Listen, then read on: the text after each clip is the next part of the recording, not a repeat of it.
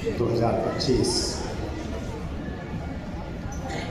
78 वर्ष पूरे करके 79वें वर्ष में प्रवेश कर रहे हैं। इस अवसर पर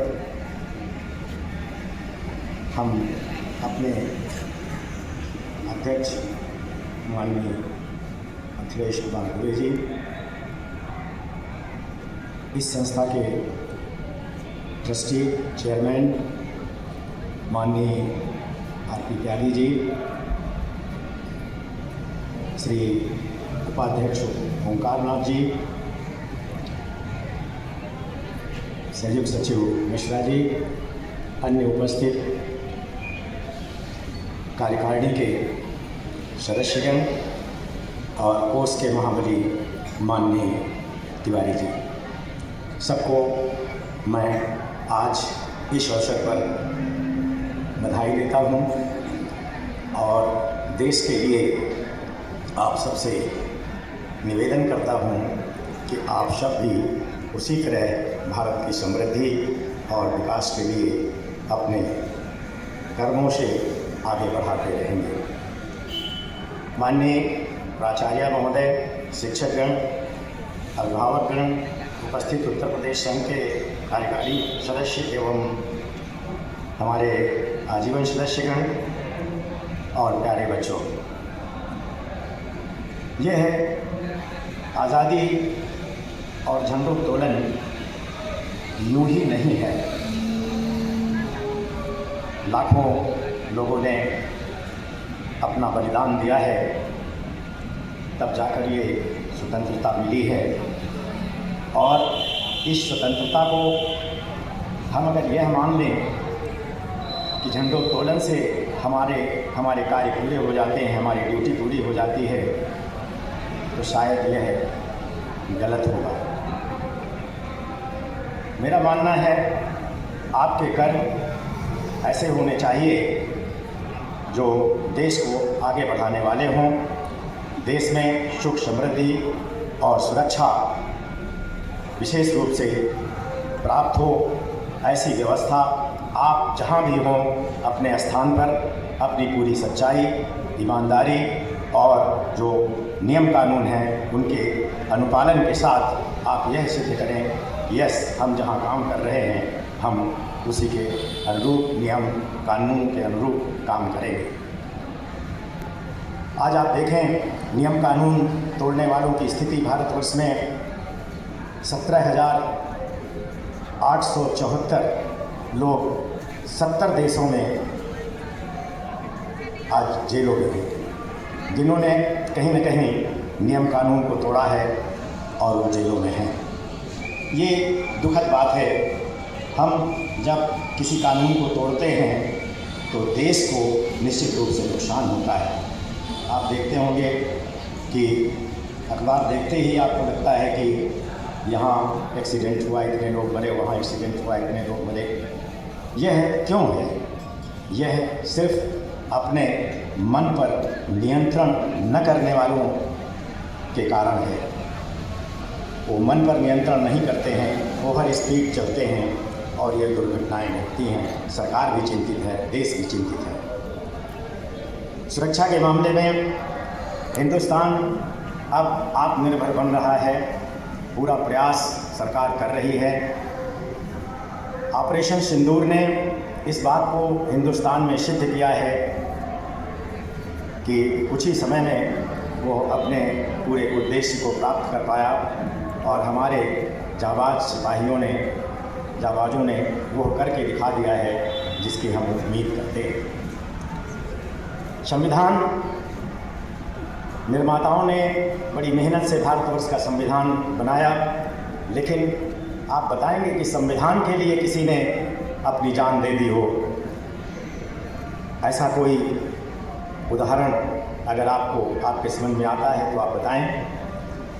हिंदुस्तान में ये उदाहरण है।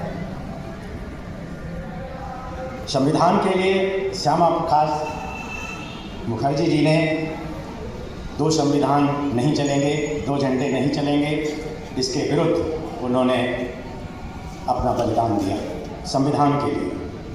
और उसके बाद उस 2 संविधान को तोड़ने के लिए धारा 370 के माध्यम से सरकार ने, देश ने उन्हें श्रद्धांजलि अर्पित की है। देश तकनीकी तौर पर निश्चित रूप से बहुत तेज़ी से आगे बढ़ रहा है। हमारे शिक्षा और स्वास्थ्य की सुविधाएं भी निरंतर बढ़ती जा रही हैं, किंतु अभी भी बहुत कुछ करने के लिए बकाया है।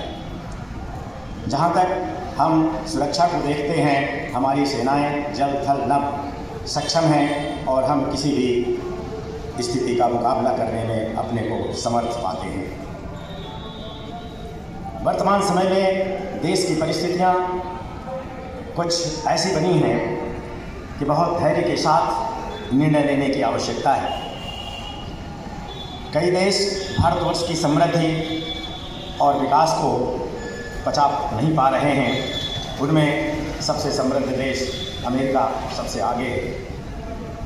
ट्रंप ने जो निरंतर धमकियां हिंदुस्तान को दी हैं वो हमारे लिए चुनौतीपूर्ण हैं और भारत सरकार ने उसे स्वीकार किया है। जवाब देने के लिए भी बहुत सारी व्यवस्थाएं सरकार ने लागू की हैं, उसका जवाब उनको मिल रहा है। आज हम हिंदुस्तान में जो कुछ भी देख पा रहे हैं, यह चहुओर विकास, आप चाहे ट्रांसपोर्टेशन की स्थिति देखें, रोड की स्थिति देखें, रेलवे की स्थिति देखें, सफाई व्यवस्था को देखें, ये सब निश्चित रूप से उत्तमता की तरफ जा रहा है। हाँ।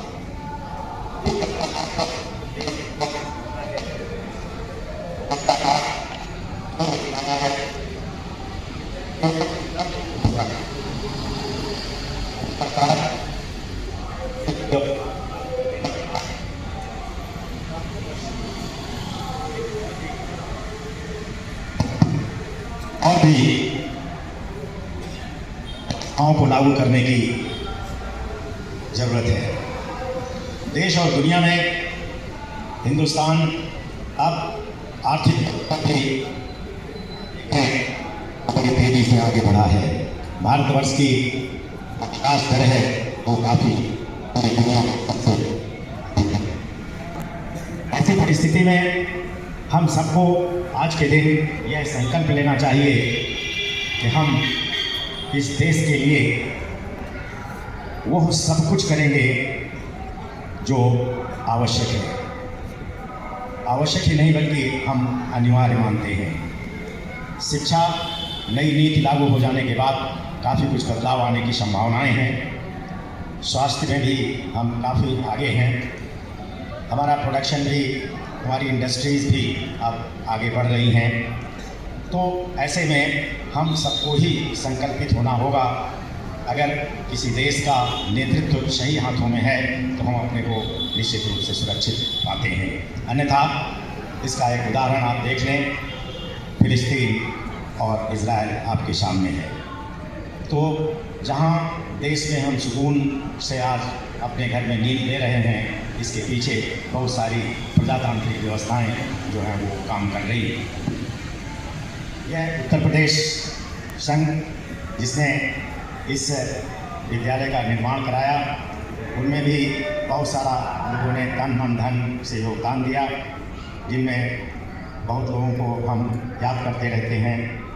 Doctor C D. Dwivedi, Virendra Singh, R G. Tripathi, S S. Srivastava ji, Ashok Dubey ji, Balkrishna Vajpayee ji, इन सब लोगों ने और भी बहुत सदस्यों ने अपना कंधा लगाया, तब हम आज यहाँ खड़े हैं। तो उनके सेक्रीफाइस से अगर इस संस्थान का निर्माण हो सकता है तो हमारे आज के आजीवन सदस्यों से अनुरोध है कि वो इसी तरह कंधे लगाए रहें, ताकि हम आगे जो गौरी में ज़मीन ली है उसको हम आगे बढ़ा सकें। ऐसी हमको उम्मीद है कुछ लोग आगे आएंगे और जल्दी ही हम उसमें इसी तरह की एक दूसरी बिल्डिंग तैयार करेंगे और फिर उसमें जो कुछ भी निर्णय होगा उसके अनुसार हम कार्य करेंगे। देश, दुनिया, कोई संगठन यह निश्चित रूप से एक के नियम के आधार पर चलता है। गणित के आधार पर 1 और 1 2 होते हैं, संगठन के आधार पर 1 और 1 11 होते हैं, राजनीति के आधार पर 1 को 1 से मिलने नहीं देते हैं, कूटनीति के आधार पर 1 को 1 से मिलने देते हैं। तो ये एक का खेला है और हम उसी के बीच जी रहे हैं। हम अगर सचेत रहें तो निश्चित रूप से आगे आने वाला कल उत्तर प्रदेश संघ के लिए भी और इस देश के लिए भी स्वर्णिम होगा। जय हिंद, जय भारत।